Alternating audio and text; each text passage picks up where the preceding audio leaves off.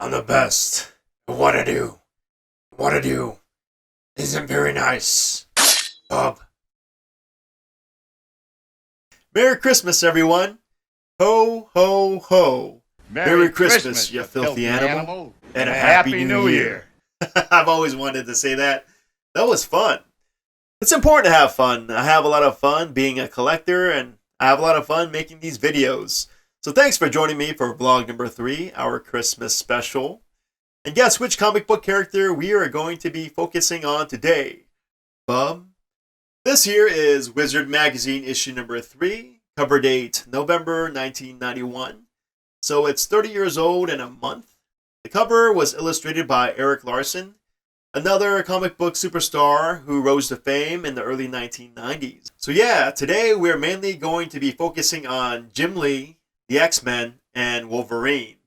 Wolverine's brown and orange costume was always my favorite, although I know some of you prefer that yellow and blue costume, and I have that as well. Right over here we have Wolverine's adamantium claws, or plastic. I also have another set of claws with the blue gloves. Here is his mask and his costume t-shirt.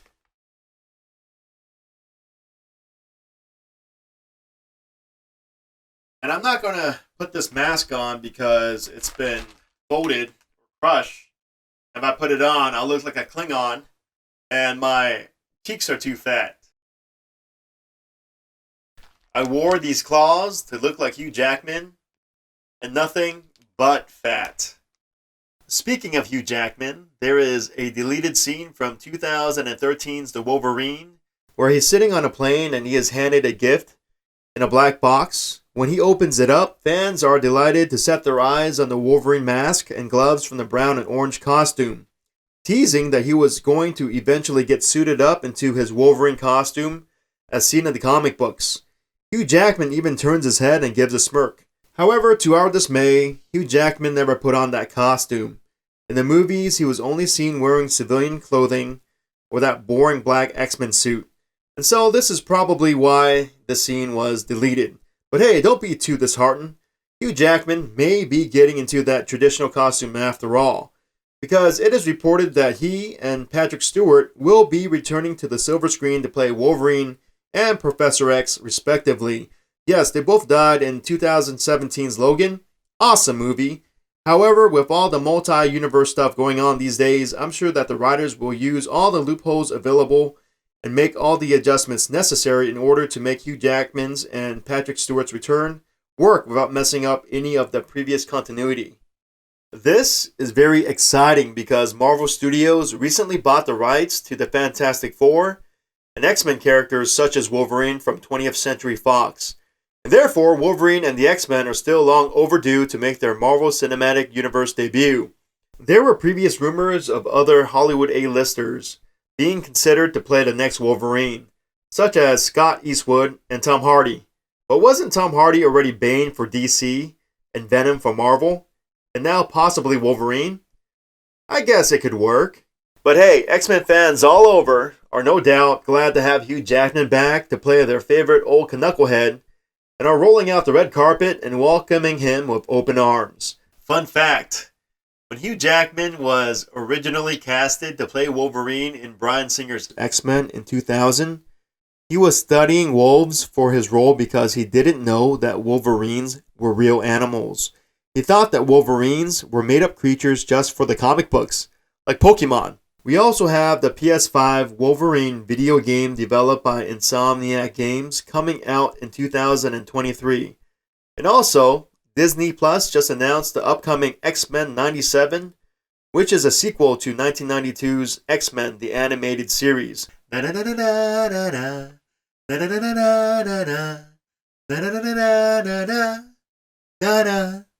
what does that mean, folks? Well, we're just about wrapping up 2021. Right now might be a really good time to begin investing in Wolverine and the X-Men. Start stocking up on those back issues because you do not want to be catching that dreaded FOMO 5 years from now. Wizard Magazine, issue 200, Platinum Edition, cover date June of 2008. ranks the 200 greatest characters of all time.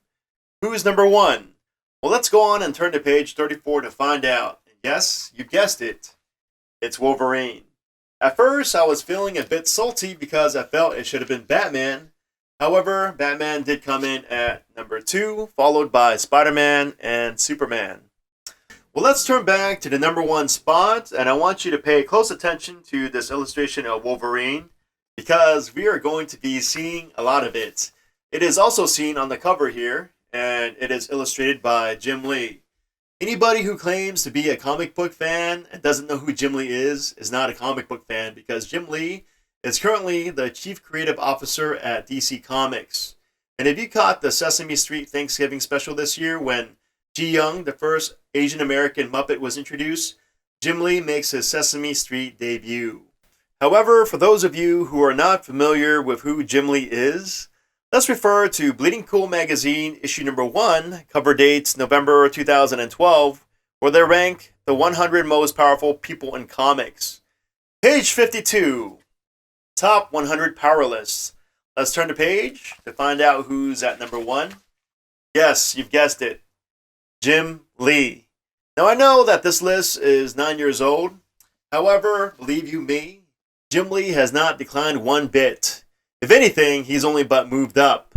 Just 3 months ago, he sold his original artwork from the classic cover of 1991's X-Men issue number 1 for an undisclosed amount. However, many speculate that the final sale price falls within the neighborhood between $3 and $5 million or more.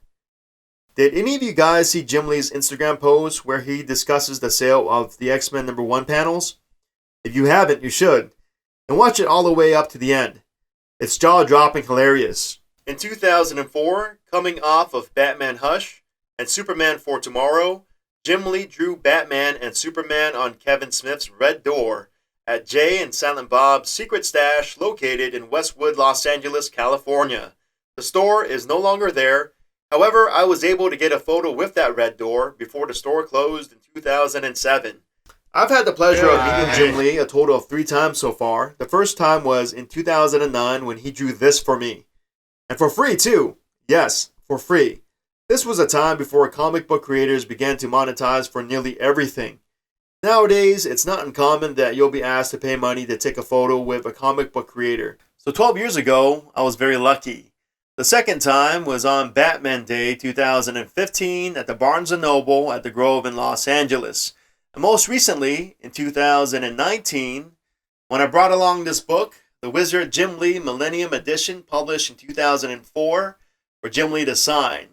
And as you can see, he signed the front cover, and this set me back $40. And after he signed it, I brought it home, and I realized that Jim Lee had already signed it and personalized it for me when we first met in 2009. So there we go, $40 up in smoke. Oh. Anyway, as you can see, that Wolverine illustration makes its way onto another cover. And if we turn to page 162, we learn that it is poster art that Jim Lee created in 1997 for Marvel and Dynamic Forces. And it is called Wolverine Unleashed. And on the last page of this book, it's called Parting Shots. I think it's cool how Jim Lee shares his progressive Wolverine drawing skills from ages 13 to 21 to 39. I just turned 39 years old last month on November 9th, and already at 13 years old, Jim Lee puts my artistic skills to shame. So there you are. The Wizard Jim Lee Millennium Edition signed twice. Wolverine Unleashed is also seen on the cover of Marvel Masters, The Art of Jim Lee. I have a poster of it as well.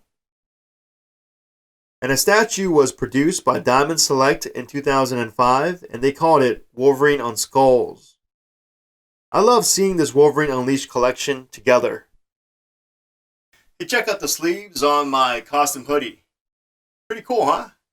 Alright, it's getting a bit warm in here, so I'm going to go ahead and take off this hoodie and show you this really cool t-shirt underneath.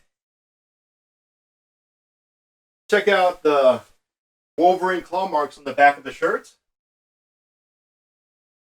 And this is artwork from the cover of X-Men Volume 2, issue number 11, which marks the finale of Jim Lee's run on the X-Men in 1992. before he shuffled off to Image Comics to become a co-founder, along with Todd McFarlane, Rob Liefeld, and 4 other artists. When I created this YouTube channel at the beginning of this year and debuted vlog number 1, I was very excited to celebrate the 30th anniversary of 1991. Because for me, it was the best time to be a kid. Why was it so awesome and special to be a kid collecting comics during the early 1990s? Spider-Man, issue number 1, cover date August 1990, comes out. It's written and illustrated by Todd McFarlane, and it breaks records as it becomes the best-selling single-issue comic book of all time, selling north of 2 million copies. 1 year later, X-Force issue number 1 by Rob Liefeld and Fabian Nicieza comes out.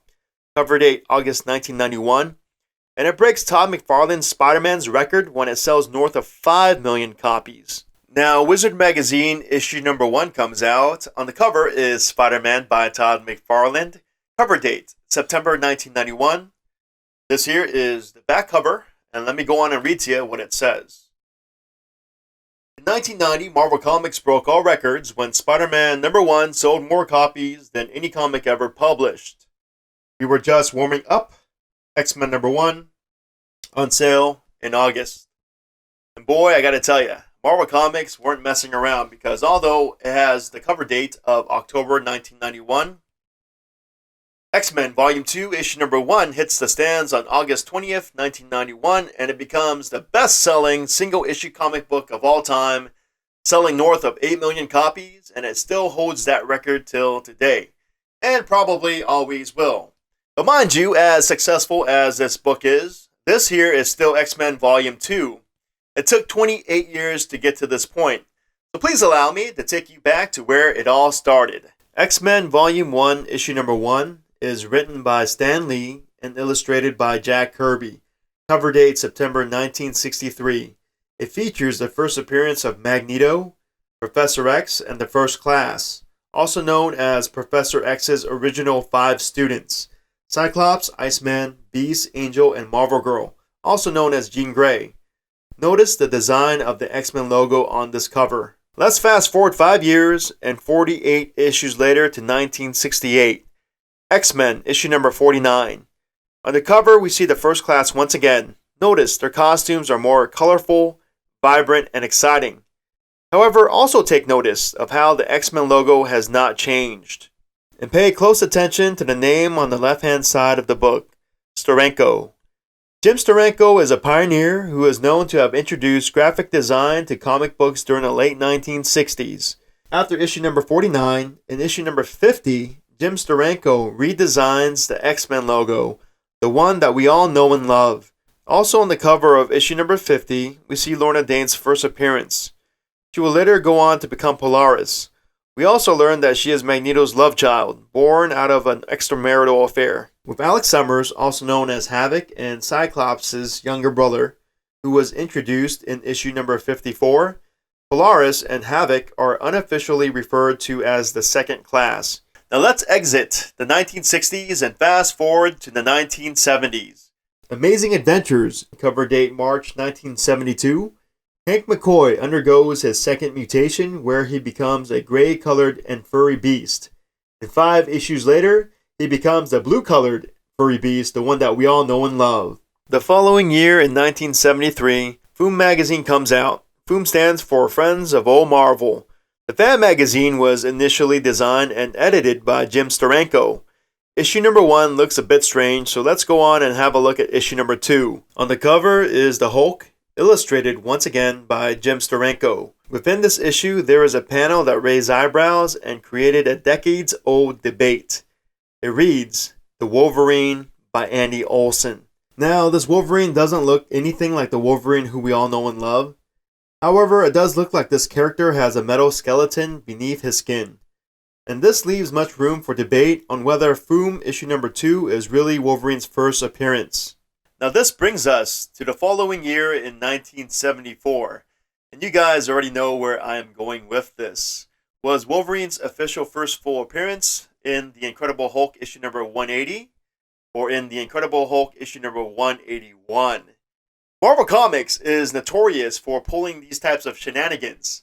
Was Venom's official first full appearance in ASM 299 or 300? Was Gambit's first full appearance in the Uncanny X-Men Annual number 14 or the Uncanny X-Men 266? Was the first full appearance of Apocalypse in X-Factor issue number 5 or number 6? You see my point? And so it goes. Issue number 180 is officially regarded as Wolverine's first cameo appearance, and issue number 181 is regarded as Wolverine's first full appearance, even though we see Wolverine clear as day on the last page of issue number 180. And even editor Roy Thomas says Wolverine's first full appearance should be issue number 180.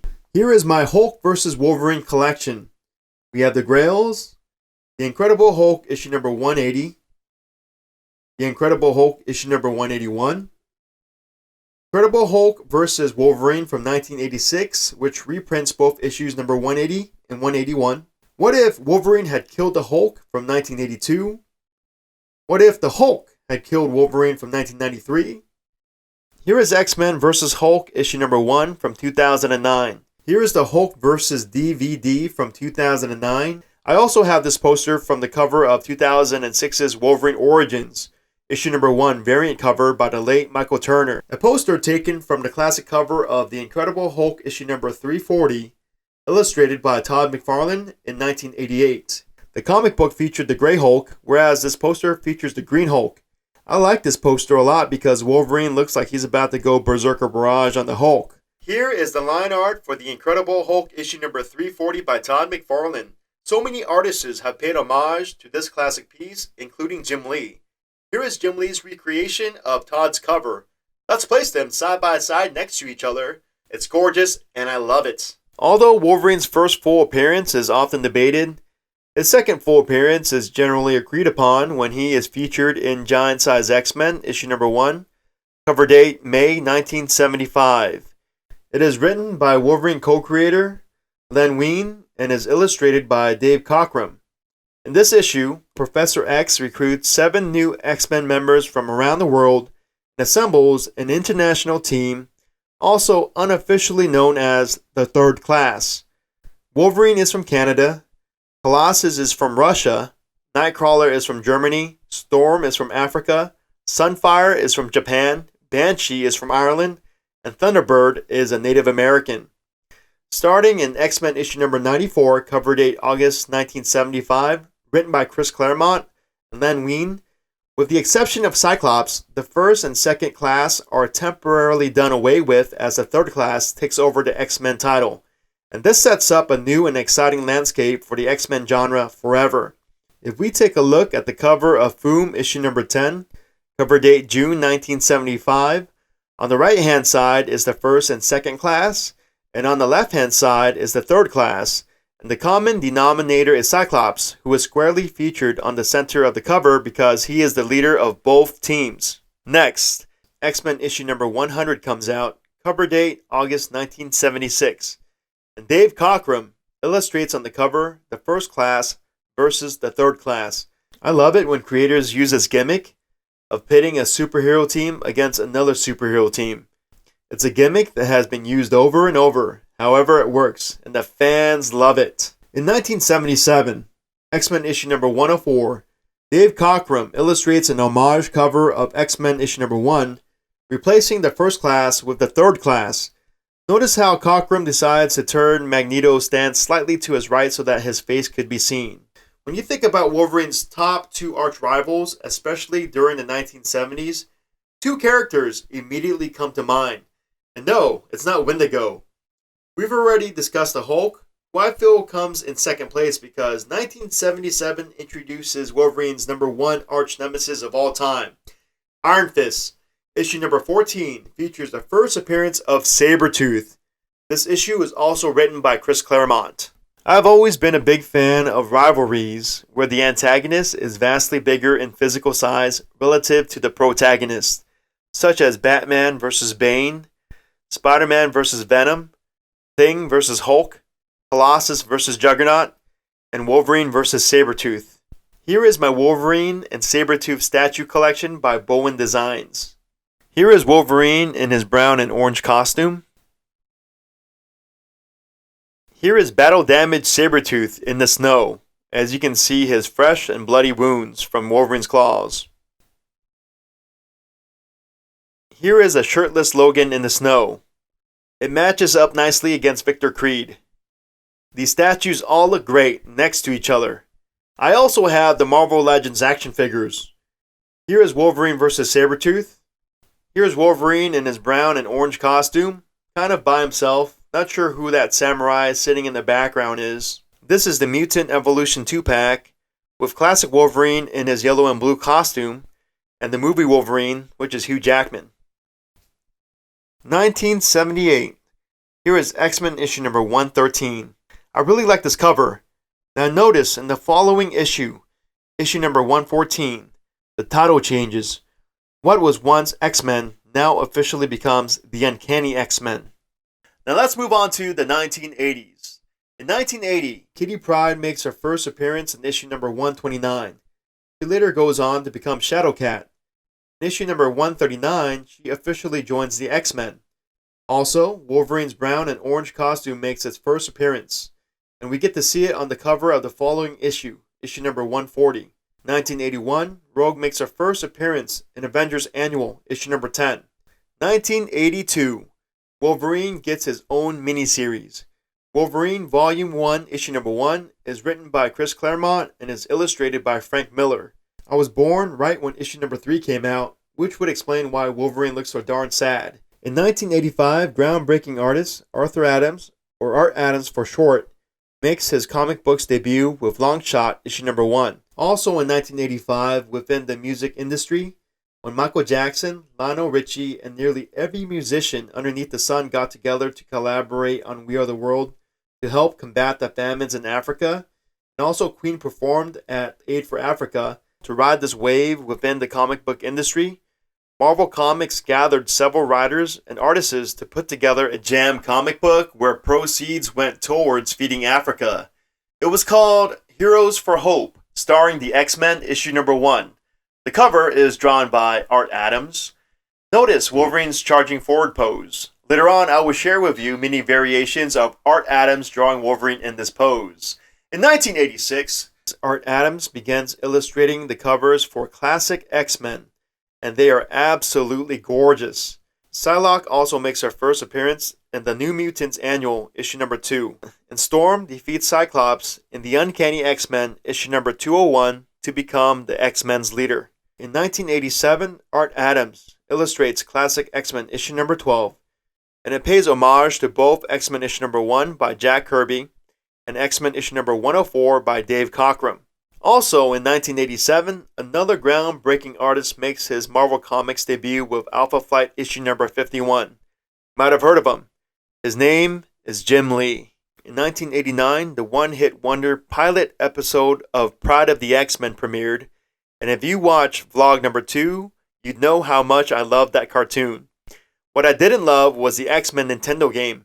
The cover art on the cartridge looked really cool, and if you compare this X-Men roster against the Pride of the X-Men roster, it just looks like there was only one member who was replaced, and that was Dazzler, or Iceman.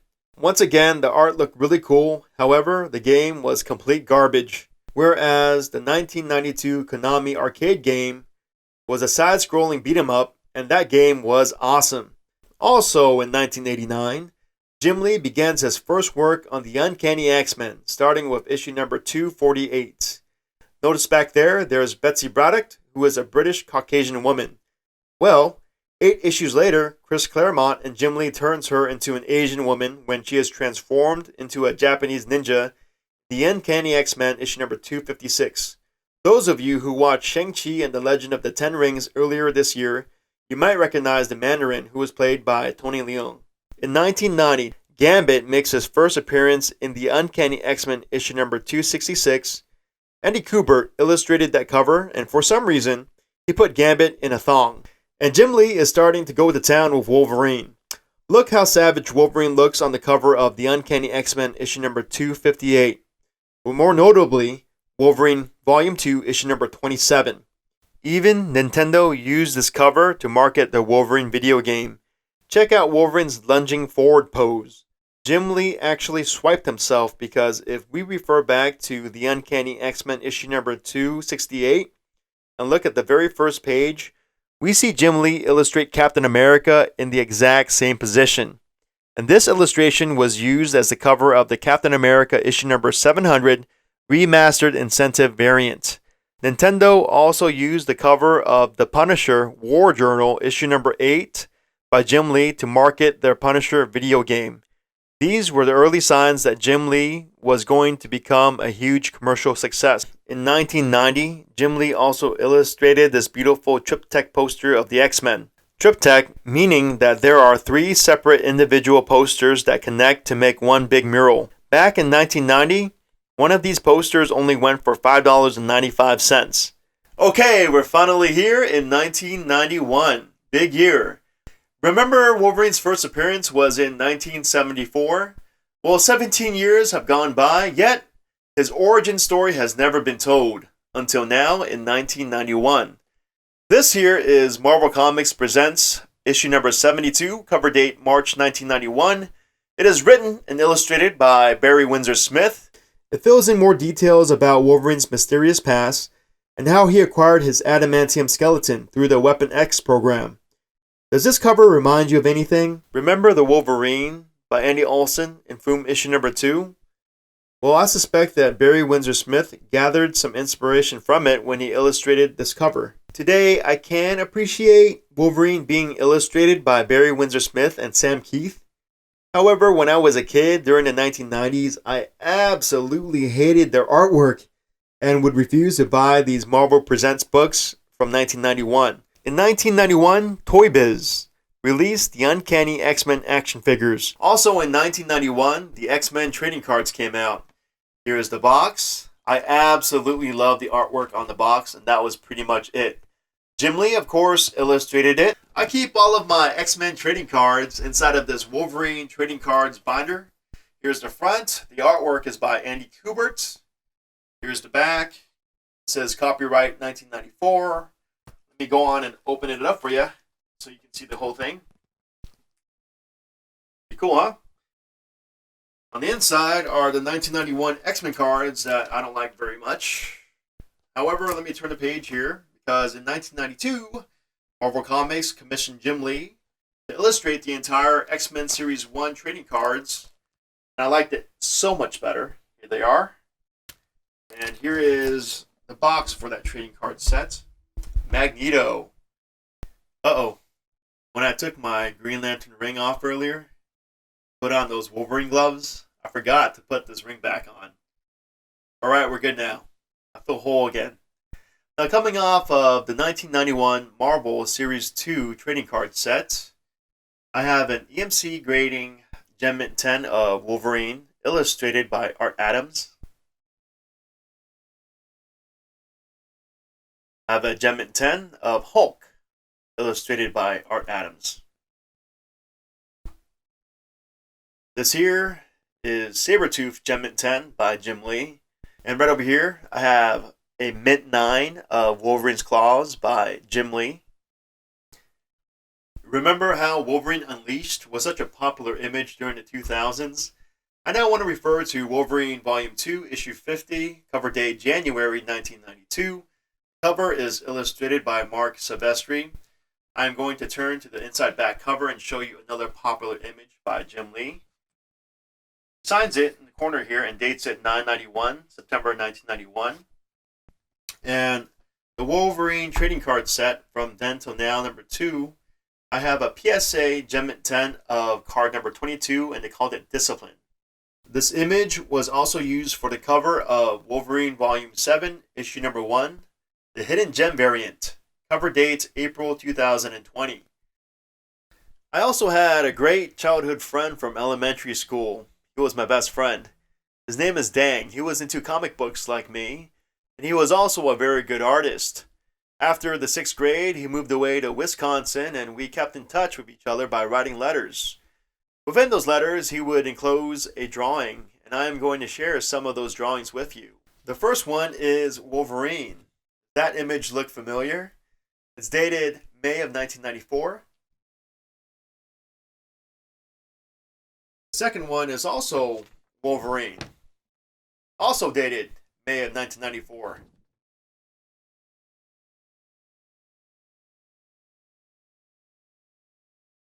This here is Ghost Rider, June of 1994. And this next piece is Warpath from Jim Lee's 1992 X-Men trading card set, September 1994. And finally, we have Gambit, the Ragin' Cajun. There is no date on this one. However, I've kept all of these pieces since 1994, and they are priceless to me. Dang is still a very dear friend of mine. We keep in touch on Facebook. The last time we saw each other was in 2003 when he flew to Southern California to visit me. However, I'm still long overdue to fly to Wisconsin to visit him. And I'm still going to do it, buddy. Merry Christmas. I love ya. In 1991, X-Factor issue number 62 comes out in January. X-Force issue number 1 comes out in August. Wizard Magazine issue number 1 comes out in September. And finally, X-Men Volume 2 issue number 1 comes out that October. This is cover E. All that I've ever owned is cover E. What does that mean? Well, this is cover A, cover B, cover C, and cover D. And the gimmick was to entice collectors to buy all 4 covers to connect them into one mural, similar to that Triptych poster. And each book had one unique poster inside of it. A Blast from the Past, A Villain's Gallery, Wish You Were Here, and Things to Come. Let's go back to this pool party. Can anybody tell me who this character is? And if you tell me that's Storm, it's not, because Storm is standing right over here. After 30 years, I still don't know who she is. Anyway, cover E connected all 4 covers in its gatefold. Here's cover C, here's cover B, and A, the X-Men. And on cover D is Magneto. And within the inside of this book, only on cover E, we have a vertical team picture of the X teams. Here's the top part. And here is the bottom part. Let's go ahead and take a closer look at this group picture, shall we? I love how Cable looks like Clint Eastwood. And there is a huge ice block that reads X by Iceman. And covers A through D did not have this poster inside whatsoever. So cover E is all that I ever needed, and covers A through D never made it into my collection. And this here is a door poster from 2009 of that vertical group picture. At the bottom it says XMen Forever. It's very long. That's what she said. Alright, so remember how I said the X-Men were very ugly and its roster was very confusing during the late 1980s? Well, Jim Lee's X-Men number 1 corrected all of that. Havoc and Polaris from the second team went on to lead X-Factor. Nightcrawler and Shadowcat went to Excalibur. And Jim Lee's X-Men kept all 5 original members from the first team who first appeared in the 1960s. Cyclops, Iceman, Beast, Angel, and Jean Grey. 3 members from the third team who first appeared in the 1970s, Wolverine, Colossus, and Storm.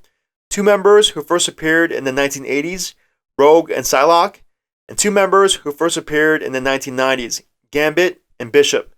Bishop actually makes his first appearance 1 month after this book comes out, and I'll explain that in just a bit. This X-Men roster is split into 2 teams, the Gold Strike Force and the Blue Strike Force, 6 members each. The Gold Strike Force comprises of Colossus, Archangel, Jean Grey, Iceman, and Bishop, and their team leader is Storm. The Blue Strike Force comprises of Wolverine, Gambit, Rogue, Beast, Psylocke, and their team leader is Cyclops. Jubilee is a member of the Blue Strike Force, however, she's more like a 0.5 member because she serves as Wolverine's sidekick. Now, I want to briefly talk to you about Bishop. So when X-Men Volume 2 issue number 1 came out in October 1991, so did the Uncanny X-Men issue number 281, where you can see the Gold Team is shuffled off to the Uncanny X-Men title where Will Portasio is the lead artist. The following issue, issue number 282, Bishop makes his first appearance in November of 1991. In 1990, since the time-traveling mutant Cable was such a hit, it is of my opinion that I feel Marvel wanted to make Lightning Strike twice in 1991 with another time-traveling mutant, so that's how Bishop came to be. Gambit and Bishop were the X-Men's most recent roster additions in the early 1990s, And so they were even pitted against each other in X-Men issue number 8. Gambit versus Bishop. Nuff said. Remember the original cover of X-Men Volume 1, number 1 by Jack Kirby, 1963? And there was X-Men 104 by Dave Cockrum, 1977. Then Classic X-Men number 12 by Art Adams, 1987.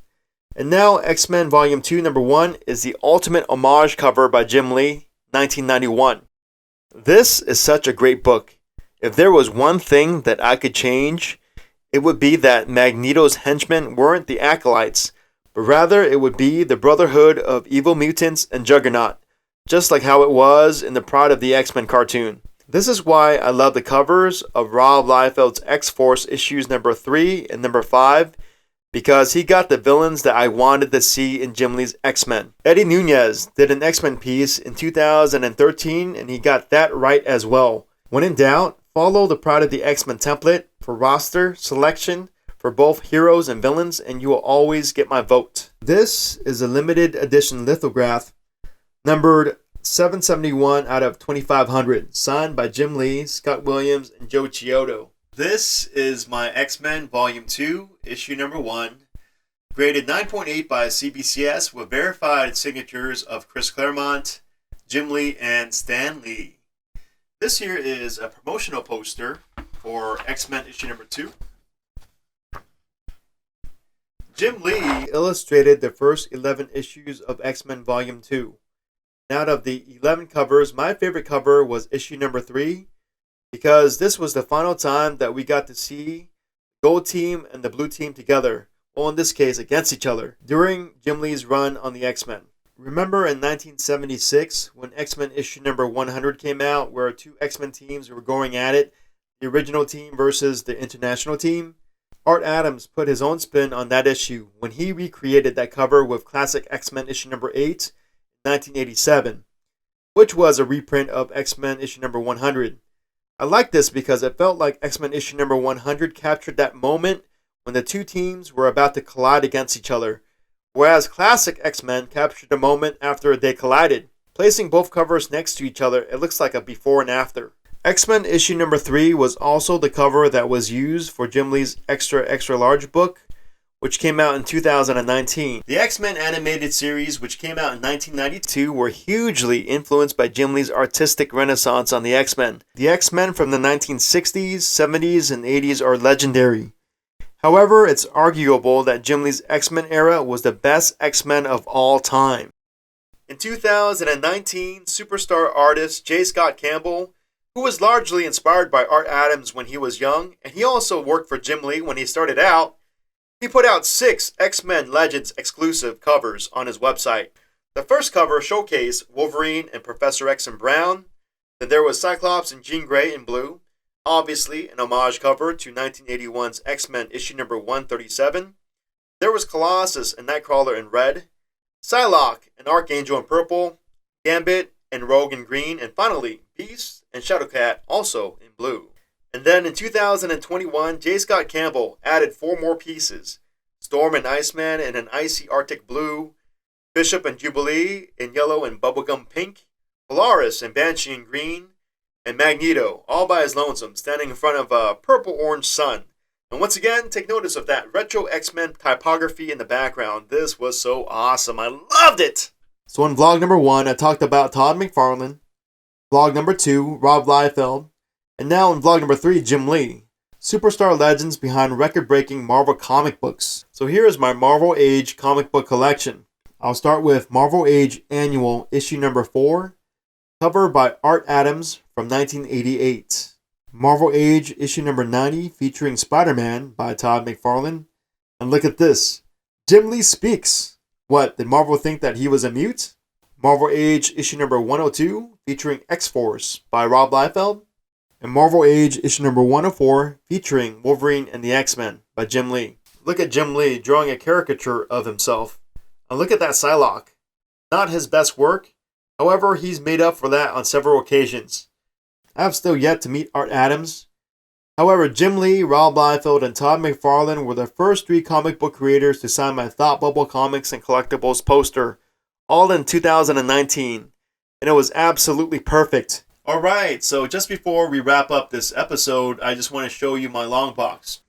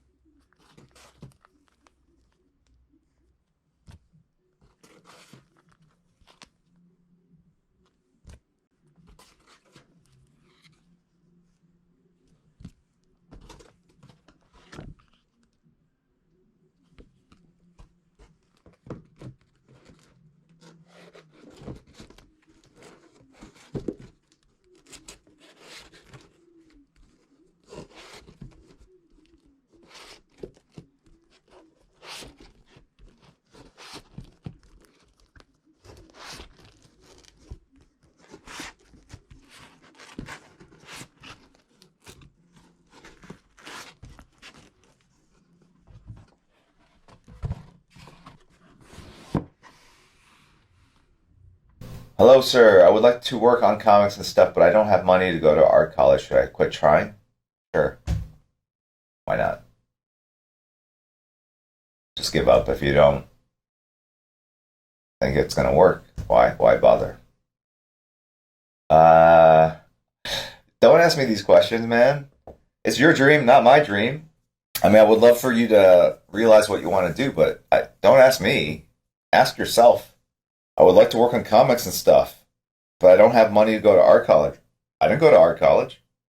Should I quit trying? You're gonna let someone who you don't even know dictate what you're gonna do for your life?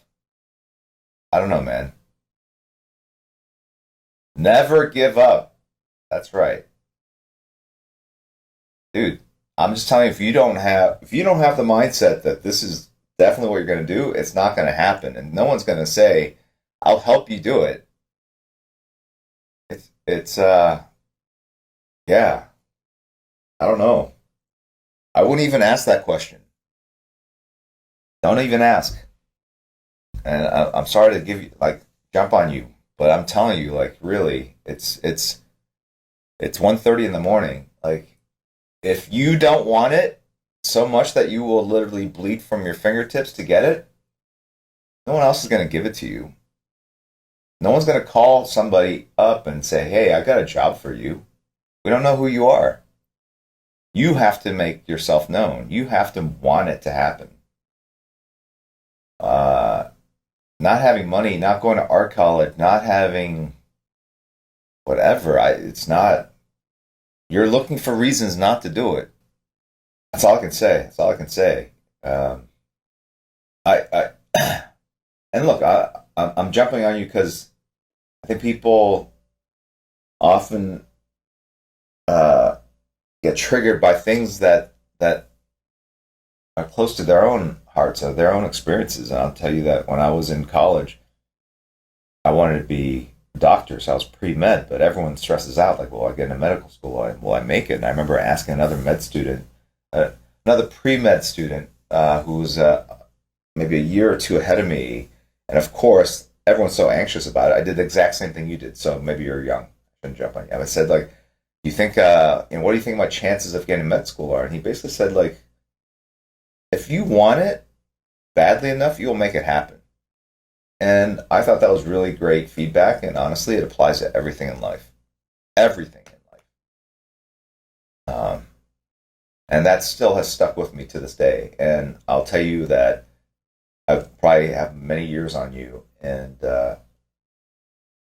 everything I've experienced or achieved or not achieved, I mean, has been the direct result of the amount of effort I put into it. And it is super, super exceptionally rare to have someone in your corner basically saying, yeah, I know that you don't have the energy or the money or the ability to do this, but I will come in and lift you up and make it happen for you. It just doesn't happen that way. It just doesn't. I'm not mad at anyone. I don't even. Uh, the person got quiet very quickly, so I apologize if I scared you. That was not the intent. Fair question. I took Jim Lee's advice in putting in the work and pursuing my dreams because in life, nobody is going to do it for you. Once again, thank you for joining me in today's vlog and in celebrating 30 years of 1991.